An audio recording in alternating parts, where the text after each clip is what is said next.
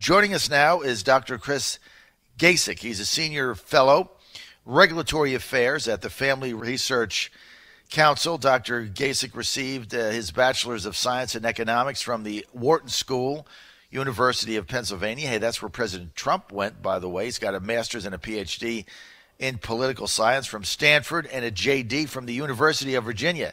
So every major big college in the world, he's been there and has a degree, and he's joining us now. Dr. Gacek, good to have you with us, sir. Hey, how you doing? Never better. I know you focus on regulatory affairs, but I've got to get to this Kavanaugh situation because I know as a member of the Family Research Council, this is on a lot of people's minds. What do you make of this whole thing? Well, I mean, it's, I guess in kind of a shorthand, to me, it's kind of a replay of the whole Anita Hill thing, but that debacle, and I mean, basically, I think this is. I don't know. We don't know much about Professor Ford. She hasn't provided really any details about what happened. In other words, like time, place, these sorts of things, or corroborating details, I should say. And I think it just is a sort of a matter of the approval or the process. I think the Democrats have overplayed their hand pretty badly with this whole demand about an FBI investigation, and then last night I heard that her lawyers had said that she wouldn't testify unless these other two people that were named testify. Well, they have no. I mean, the Senate. I mean, even if they could do the FBI investigation, which they can't, they have no control over other people and forcing. I mean, they're not going to issue subpoenas for these people to show up. So that's absurd. So I don't know.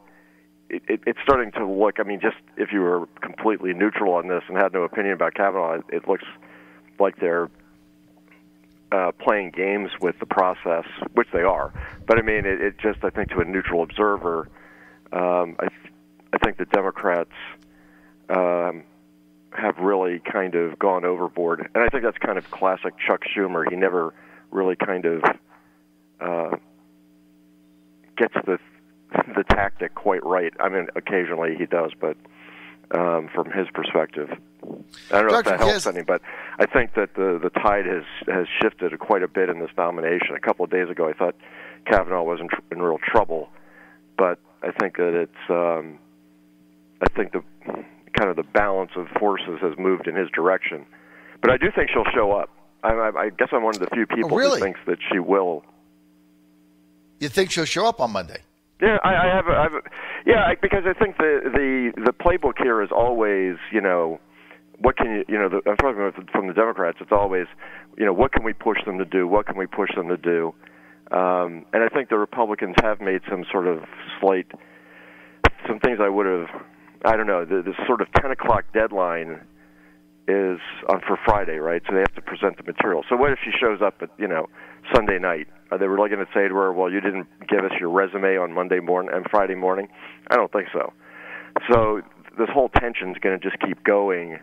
I wish they had just said, you've got to come on Friday and gotten the thing done before the weekend. But I think when they realize that, look, I don't know her. None of us have actually spoken to her, so we don't know really, what she would be like as a witness or what she's like as a person.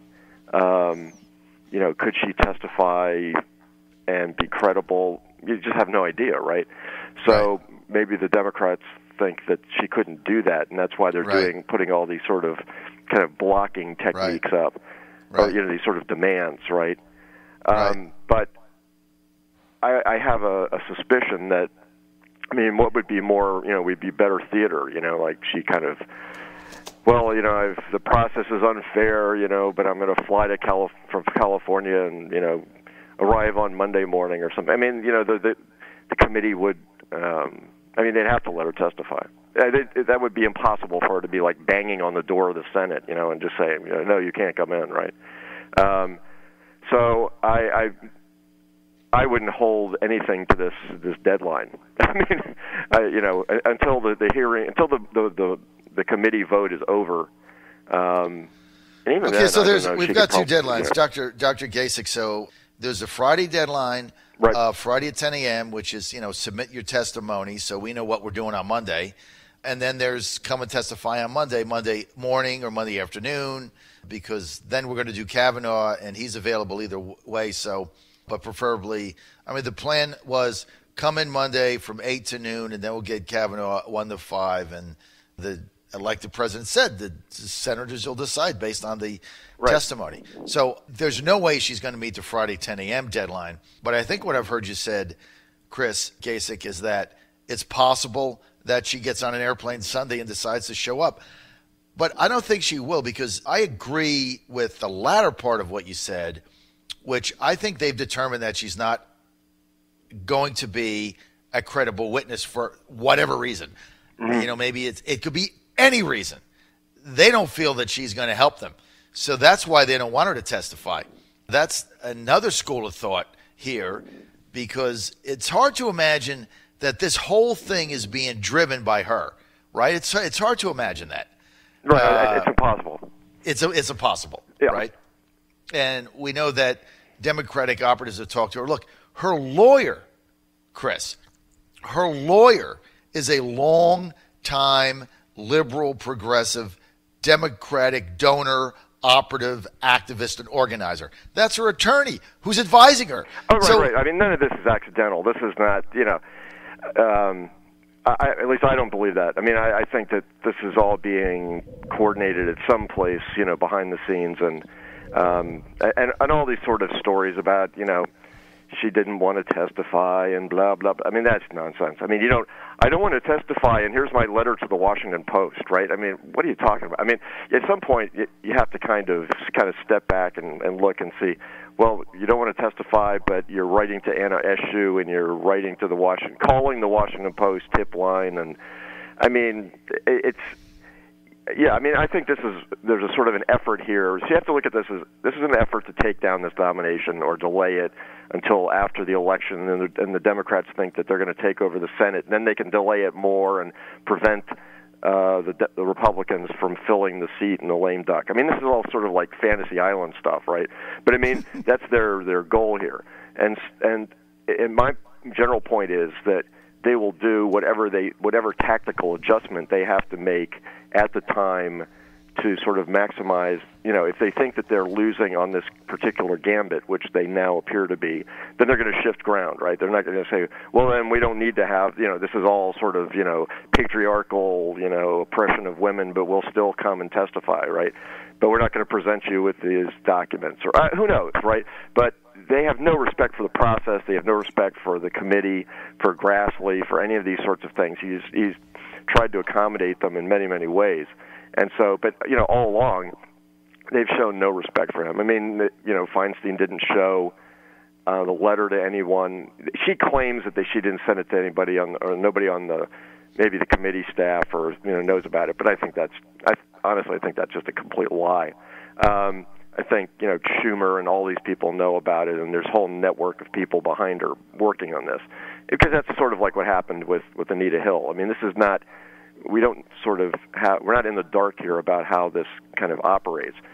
But so I would just say be ready for anything to happen, any kind of event that will throw things in the air, any sort of hyper-dramatic, kind of event to explode the process that the Republicans are setting up. I think, if she doesn't appear, which I think that's also possible, there will be a vote for the committee on Monday. It'll be basically like, Kavanaugh will appear, they'll have the markup, or the vote for the committee, I guess, on Monday, and it'll be like hand-to-hand combat. But it's going to be, something will happen on Monday.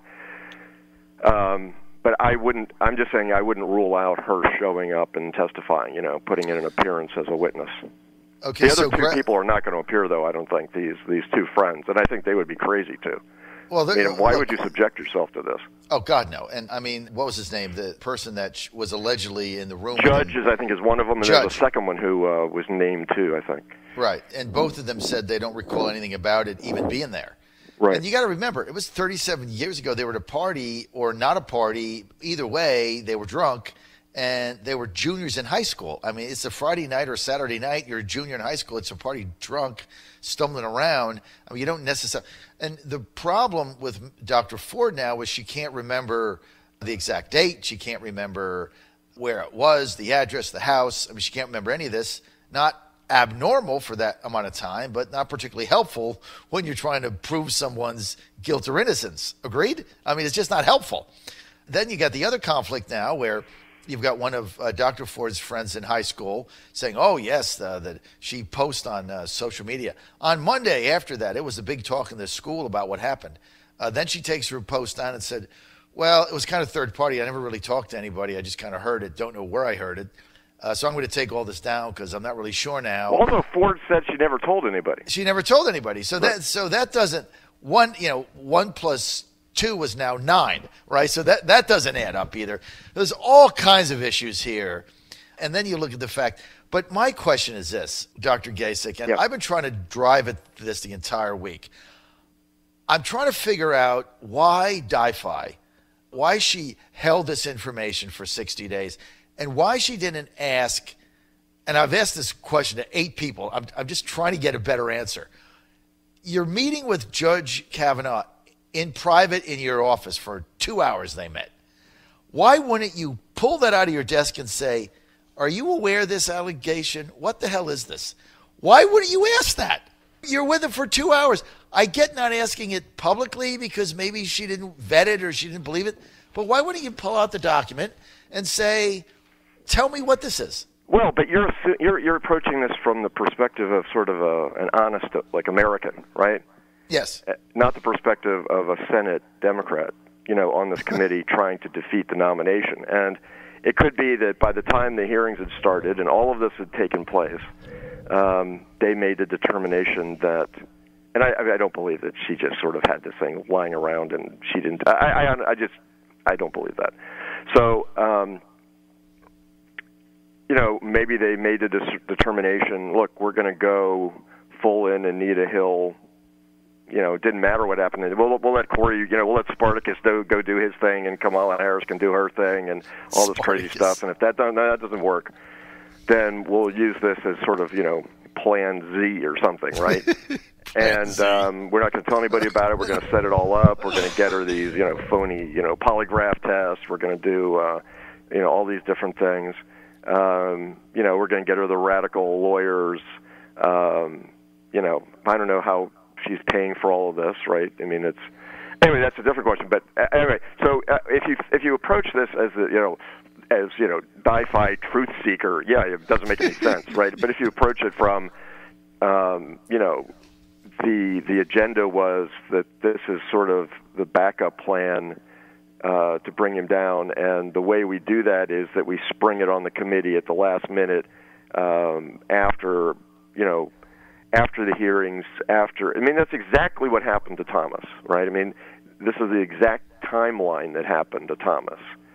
So that's why I was saying, we've kind of seen this before, and you pull it out of the bag, you reorder all the sort of, basically everything gets thrown out that's happened before, and you have to, have this sort of confrontation. Only here, something is different in that with Clarence Thomas, they did have this sort of confrontation, right? This incredibly tense, horrific, day or two or whatever it was of testimony.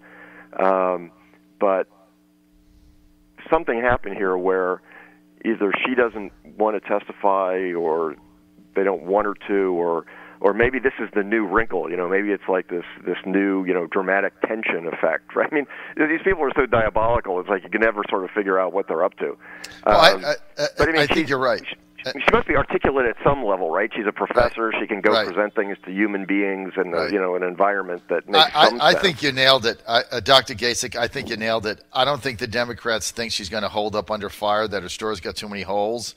And I think they're afraid that then when Kavanaugh comes on, he'll eviscerate whatever her story is. The guy's unbelievably credible. Any girlfriend he has already come out and said the guy was a perfect gentleman. This is all ridiculous. But I had a caller earlier. I had a caller from Virginia earlier that I think nailed it. He said, here's what the real ploy is for them, is this is going to pass. He's going to get confirmed. And a week before the election, she's going to come on 60 Minutes and say, once again, Republicans don't care about women. They didn't care about me. They wouldn't give me the time to figure this out. And so once again, the Republicans get away with it in order to turn suburban women against Republicans in November. I mean, that's all the theories going out there, all of them. You have to take all of them, and that might be part of the thing. Well, I think that's what they'll do. But I do think this is one of the benefits to what sort of Grassley's being hyper-accommodative, right? I mean, he's bent over backwards. He's done all these sorts of things. If she doesn't, whatever happens, I mean, he hasn't really damaged Kavanaugh's position in any way. He hasn't, made him put him in any sort of, adverse substantive position. So I think reasonable people are sort of looking at this and saying, well, what are you supposed to do? And as it becomes these demands, it's not, I was kind of thinking it looked like, if you ever remember like the kids' game Simon Says? Yeah. It's like Simon Says witnesses have to appear, Simon Says, you must have FBI investigation. Simon, I mean, what's next? I mean, it's Simon Says. Who gets to do this, right? I demand that the Senate do the following, right? This is the U.S. Senate, right? This is a Supreme Court confirmation. Excuse me, but there are 330 million of us who need a Supreme Court justice. So, all right, Dr. Gacek, we're out of time. See you later. Bye-bye. That was a lot of Simon Says. It's the Simon Says policy. All right. We got to go. Hey, more information, go to frc.org, Family Research Council, frc.org. Dr. Gacek, thanks for being with us.